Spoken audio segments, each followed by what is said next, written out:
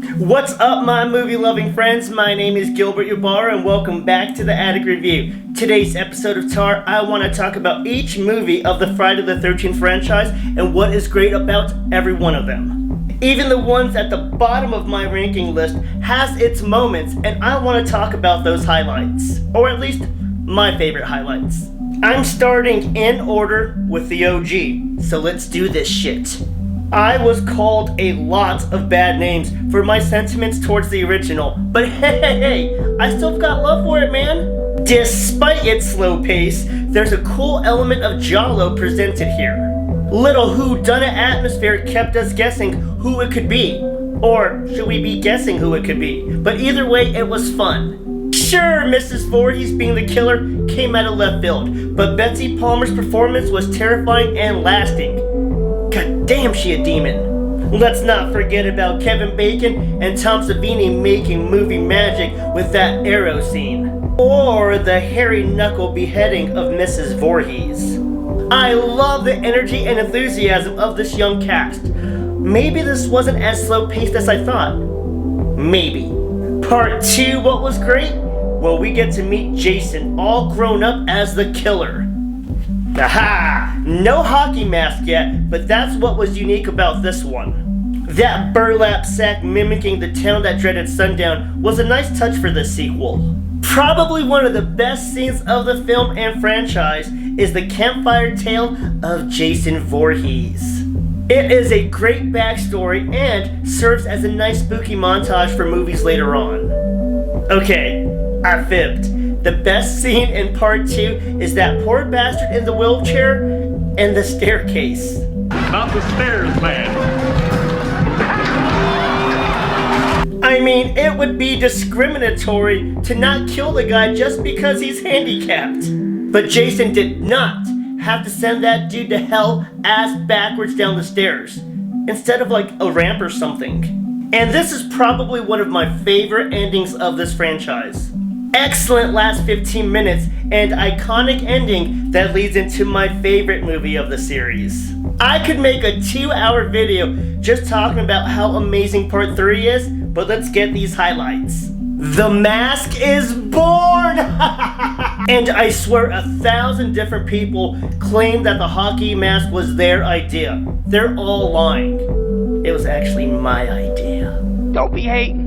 My poor beloved Vera takes a 3D arrow to the face, and Jason strolls away with some pimp in his step with his shiny new mask. His mama would be proud. That intro song is fire. Bands be covering it, asses be shaking to it. The music in general is stupidly good in this, especially when highlighting the chase scenes.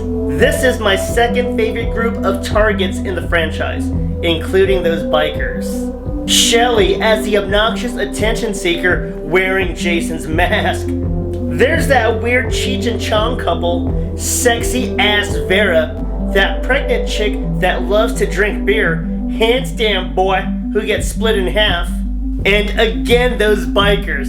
I love Loco's bark.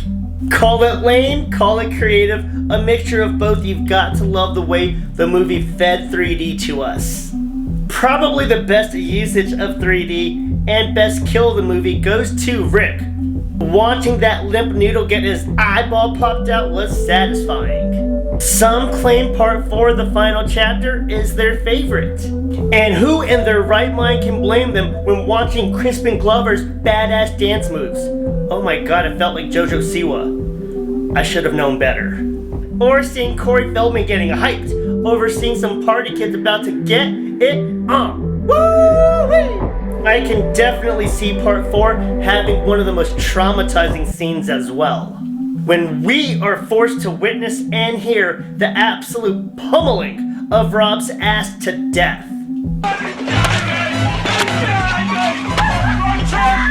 We get it, Rob. He's killing you! He's killing you! Shut up!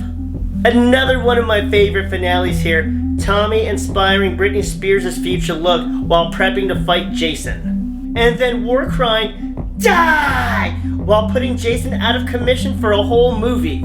And damn, those Jarvis ladies are baddies. Yeah, I'm looking at you, Tommy's mama. Part 3 is always competing with Part 5 as far as the top ranking spot for me. But where do we begin with how amazing Part 5 is? This is the group of all groups being killed off by Jason. Well, maybe not Jason. I mean, am I wrong here? We got the crazies from the loony bin. The movie's verbiage, I swear, not mine. The trashier version of Bobby Boucher and his mama are a delight to watch. And Reggie the Reckless being one of the first black dudes to survive a horror movie? Good for you, twin! Unlike his singing while going dookie, Brother Demon. The coked up medical dude was a strange highlight. And I love that whole sequence with Lana. It's showtime! The whole Jason not being in this one is what Halloween Ends wishes it could have done. Roy as the villain was top shelf, and I won't hear otherwise, amigos. And who is more fly, Crispin Glover or Violet cutting it up before she is put to the wall Bob style from Halloween? Part 6 is probably the funnest of the 13s with its jumping of the shark. Is this the best opening? I am not opposed to saying yes. And that son of a bitch Tommy Jarvis is now responsible for the rest of the deaths going forward in the franchise. By waking up his friend to the end, Jason, like an idiot. Then that Bond opening? Nerd alert, because that is cool as hell. These are the best counselors, and holy shit, there's actually kids this time, which makes for some amazing intense moments. Is it just me, or is Jason a little cranky from being woken up? Because this dude is ruthless in this one. He is twisting heads off. He is folding sheriffs in half, repainting rooms with counselors' blood, and making molds in metal with faces. Fuck, I told you, this guy is on demon time. And the editing is so much fun. Look at the poop head scene. Jason and Tommy duking it out on the lake is a top 3 finale for me. And that Alice Cooper end song better be on one of your playlists because it is a banger. Part 7 is a rough one for me, but I promise to play nice, so hello, Kane Hodder. Kane Daddy stepped in and he's a fan favorite for a reason. And I appreciate the Carrie versus Jason theme that they were trying to go for here. Who doesn't love Tina's telekinetic twitch? The most memorable moment has gotta be, you guessed it, Jason being a one-hitter quitter by making a dent in that tree with that yellow sleeping bag. The ending fight between Brains and Braun was so ridiculous that you have to enjoy it. Manhattan being taken over by Jason was fun. Well, at least the boat parts were, seeing those high school rascal kids meet their 80s doom. Shit, these deaths were gnarly. That dude that got his ass whooped by Julian in boxing later gets impregnated by a lava rock. Then Julian learns a lesson in stepping up in competition and not having cardio. You gotta keep your dukes up, bro. Hey, Jason prevents some SA by plunging a needle straight through the body of this thug. Pretty rad. My favorite kill scene though was the mean uncle getting the toxic waste swirly. It's even funnier because I learned that actor did not care for that scene. Although brief because of budget restraints, Jason and the Big Apple is worth nerding out over. Also, Jason teleporting around the ship like he's Dracula on the Demeter is cool to watch. Jason goes to hell. God damn, really looking for something to like here. Seeing Kane Hodder call Jason a poussé, as they say in French, is pretty funny.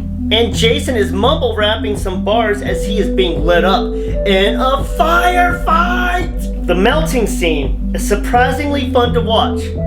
I'll give it that one. And I guess the heart-eating scene, that's pretty fun too. Joey and Pookie, aka Shelby. I don't know why, but I love those two and their antics.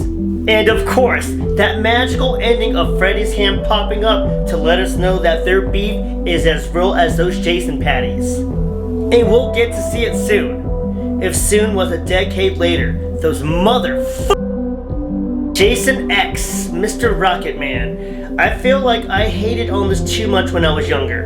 And by younger, I mean 13 months ago. Gotta love Jason getting creative in space. Look what he did to that scientist. He sub-zeroed her ass. The simulation of Camp Crystal Lake is the cat's pajamas. And he's just going to town on those fake campers. Wow, Jason, take it easy. MK as the buff killer robot handling Jason is a lot of fun. But it's funner when Uber Jason, yes, Uber Jason, shows up to knock her block off. And Sergeant Brodsky is an animal, making Jason into a shooting star and shit. Oh yeah, horror legend and director David Cronenberg is in this, stating that he only wanted to be in this if he was violently. Freddy vs. Jason, I don't care what any of y'all say. I loved every second of this, good or bad. But we're here to talk about the good. That blue hue of the original Nightmare on Elm Street warms my heart. And we get to see two icons fucking each other up. I could rewatch the party in the cornfield scene all day. Sure, it's a little choppy, but who cares? My boy Jason is cooking. Despite that dumbass Jason is afraid of water logic, the dream sequence is a blast. And the actual fight between the two legends, in my opinion, delivered. And I'm still hoping for a sequel for round 2. The Friday the 13th remake, which I love. That 24-minute intro, nothing short of spectacular. I've said this in any movie I've covered regarding this guy. Ronnie Yu is the best in this. Loved his energy in this, so his death was sad, but no, there's no buts. It was just it's so goddamn sad. Jason is ruthless to those horn dogs on the lake, to poor Lawrence for trying to save his homie, and then Trey gets handled for being stupendous. Don't hate me, please, but this is the polished version of what the original was hoping to do. Enjoy Hunter-Gatherer Jason. And that's it for today's episode of Tar and my Friday the 13th highlights and what's to love about each movie. This is probably the best franchise in horror besides Scream, so I hope to see some of your highlights in the comments, and thank you for listening to all my rants and raves. It has been an absolute pleasure. Please like, comment, share your thoughts, subscribe, follow, and tell some friends about the channel. My name is Gilbert Ybarra, and thank you so much for watching the Attic Review. Smile, Tiger.